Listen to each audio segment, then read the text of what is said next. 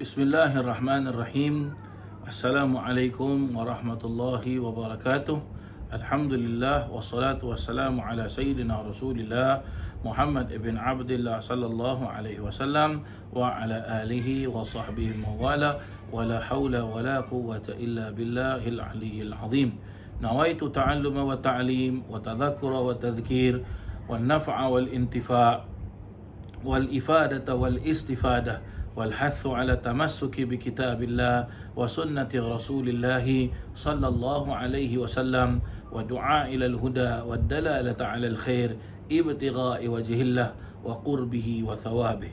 اللهم ارزقنا يا ربي فهم النبيين وحفظ المرسلين وإلهام الملائكة المقربين برحمتك يا أرحم الراحمين والحمد لله رب العالمين. Muslimin dan muslimat, hadirin dan hadirat yang dirahmati Allah Subhanahu wa taala. Alhamdulillah kita dapat berjumpa kembali dalam keadaan sihat walafiat pada kali ini, dan insya-Allah untuk tidak membuang masa saya akan meneruskan kuliah kita yang mana kita masih lagi dalam bab yang membicarakan tentang niat baik dan ikhlas di dalam kitab Nasihat Agama dan Wasiat Iman ataupun disebut Nasaihud Diniyah wal Wasaya Imaniyah karangan Al-Imam Al-Habib Abdullah bin Alawi bin Muhammad Al-Haddad radhiyallahu an. Sampailah kita kepada muka surat 463. Di dalam kitab tersebut diperjelaskan ada suatu cerita seorang daripada kaum Bani Israel melalui setumpuk pasir seumpama busut kecil, dan orang ramai pada ketika itu sedang kebuluran kerana tidak cukup makanan. Maka berkata orang itu pada dirinya sendiri, alangkah baiknya jika busut itu menjadi makanan, dan aku pula yang mempunyainya, niscaya aku akan bagi-bagikannya kepada orang-orang yang kebuluran itu. Maka Allah Subhanahu wa taala pun mewahyukan kepada nabi umatnya dengan firman-Nya, qul li fulanin qad qabilallahu sadaqatak wa syakara laka husna niyatak. Katakanlah kepada si fulan itu, Allah telah pun menerima sedekahnya serta berterima kasih kepadanya atas niat yang baik itu. Nah, kita masih lagi membicarakan tentang bab niat yang baik, ikhlas kepada Allah Subhanahu wa taala. Maka begitulah dia para jemaah yang dirahmati Allah Subhanahu wa taala. Ya, saya teringat kisah Nabi Allah Musa dengan Firaun. Ya, Nabi Allah Musa dengan Firaun. Ya, apabila Allah Subhanahu wa taala memerintahkan Nabi Musa untuk apa? Untuk mencampakkan tongkatnya. Jadi bagaimana? Tongkatnya berubah menjadi ular. Lihat para jemaah sekalian, ini adalah perintah Allah Ta'ala kepada seorang Nabi, dan Nabi melaksanakannya ikhlas kerana Allah. Maka dilaksanakan perintah tersebut, dicampakkan tongkat tersebut menjadi seekor ular. Dan kita tahu ular, bagaimana sifat ular? Sifat ular adalah menyengat orang dengan bisanya yang ada, dan bila dia patuk orang pasti akan mati orang tersebut para jemaah sekalian. Ya, darah di tubuh badan apabila terkena patuk ular tersebut, bisanya, racunnya itu, darahnya akan mengental dan akhirnya apa? Terberhenti bernafas, degupan jantung memberhenti, mati orang tersebut. Tapi apa jadi kepada tongkat Nabi Musa tersebut? Apakah bila dicampak menjadi seekor ular, apakah ular itu mematuk Nabi Musa? Tidak, tetapi ular itu menyelamatkan Nabi Musa alaihi salam. Hakadha, begitulah dia para jemaah yang dirahmati Allah Subhanahu wa taala. Terdapat juga beberapa kisah-kisah diperjelaskan bahawasanya ada sepasang suami isteri, kalau tidak silap saya, ya, isterinya ini suka sangat atau si isteri ataupun suami suka sangat membaca Bismillahirrahmanirrahim, Bismillahirrahmanirrahim. Apa saja dia nak buat, dia nak pegang ke, dia nak tidur ke, dia nak makan ke, dia nak jalan ke, semua dalam Bismillahirrahmanirrahim. Jadi apa? Seingat saya, suami ataupun isteri. Jadi suami ataupun isteri itu pun apa? Alah, bisinglah mulut kau tak habis-habis Bismillah, Bismillah, Bismillah, Bismillah. Seingat saya, isterinya ya ucapannya Bismillahirrahmanirrahim. Akhirnya pada suatu hari suaminya nak keluar ya. Akhirnya isteri itu jelaskan kepada suami, bang, awak nak pergi mana? Saya nak pergi pasar. Nanti kalau singgah kedai apa-apa, belikanlah saya kuih, bang. Jadi apa? Suami itu pun apa? Keluar, para jemaah sekalian. Ya. Tetapi suami itu apa? Kerana dia bingit sangat dengan isterinya, menyatakan Bismillahirrahmanirrahim, Bismillahirrahmanirrahim, Bismillahirrahmanirrahim. Dia tangkap seekor binatang yang berbisa. Ada yang memperjelaskan ular, ada yang memperjelaskan kalajengking. Ya, yang senang cakap, binatang yang berbisa dan kalau disengat mati. Apabila dibawa pulang bungkusan tersebut, ya, isteri dia pun tanya, mana kuih yang saya pesan dengan awak, bang? Kata suaminya, apa tu? Saya taruh dekat atas meja tu. Pergilah makan. Isterinya pun pegang plastik tersebut dengan apa? Mengucapkan Bismillahirrahmanirrahim. Bila dibuka plastik tersebut, apa jadi para jemaah sekalian? Dengan kuasa Allah Subhanahu wa taala, binatang berbisa yang ada di dalam plastik tersebut berubah menjadi barang makan yang diinginkan oleh isteri tersebut. Jangan kita heran para jemaah sekalian cerita ini. Kalau kita buka cerita lagi para jemaah sekalian, kalau kita buka cerita apa? Kita buka di dalam Al-Quran, ya. Kalau kita buka di dalam Al-Quran, ada seorang perempuan yang bernama apa? Sayyidatina Maryam. Ya, Sayyidatina Maryam yang melahirkan seorang nabi yang bernama Nabi Isa di dalam Al-Quran. Isa ibnu Maryam.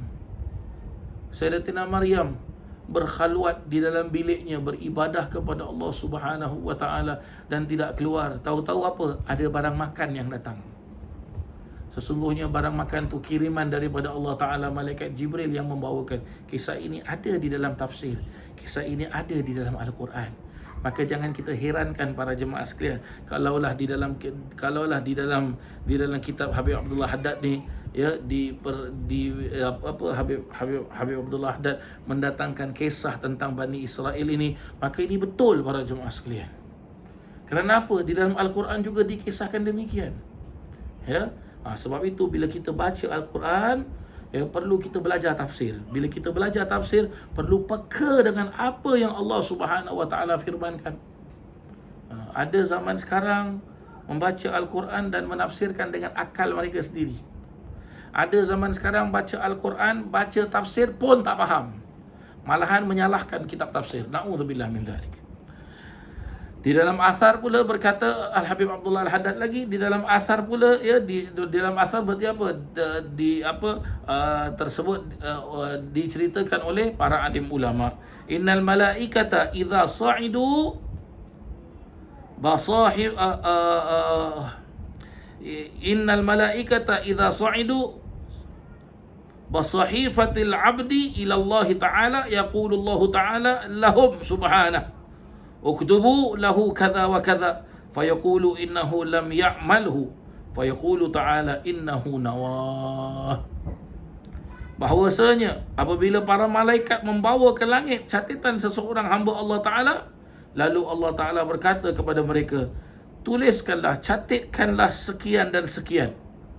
Maka para malaikat pun mengatakan, ya Rabbi, sebenarnya dia belum melakukan. Tapi dijawab oleh Allah Ta'ala, ya, memang dia belum melakukan, tetapi dia sudah berniat untuk melakukannya.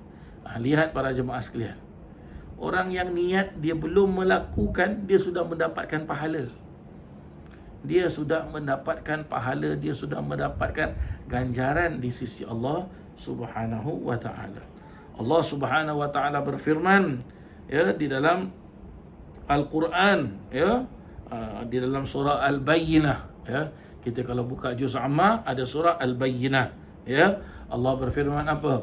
Wa ma umiru illa liya'budullaha mukhlishina la'ud-dina unafa wa yuqimus salah wa yu'tuz zakah wa dzalika dinul qayyimah.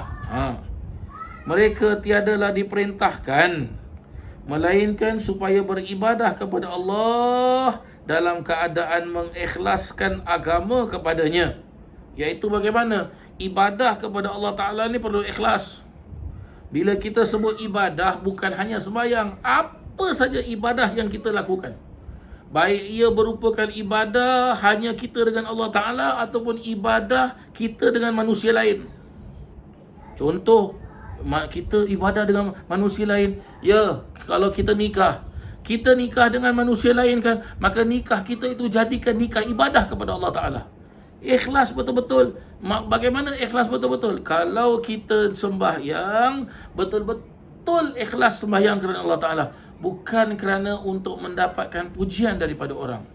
Kalau kita berdakwah kerana Allah Subhanahu Wa Ta'ala, bukan kerana berdakwah untuk mengkaup hasil harta dunia.